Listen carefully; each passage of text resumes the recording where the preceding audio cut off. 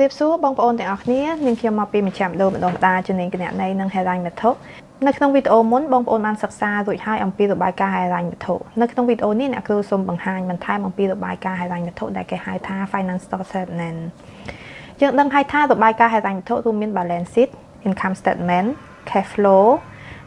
and Change in Equity នៅក្នុង Balance Sheet រាយការណ៍អំពីទ្រព្យសម្បត្តិ asset ស្មើ liability បូក owner equity បើសិនជាយើងរៀបចំរបាយការណ៍នេះឃើញថា asset មិនស្មើនឹង liability បូកនឹង owner equity ទេ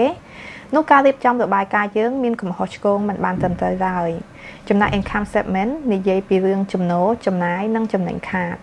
សម្រាប់ cash flow វិញនិយាយអំពីលុយហូរចូលលុយហូរចេញចំណែកឯ change in equity និយាយពីការកើនឡើងឬក៏ថយចុះទ្រព្យរបស់ម្ចាស់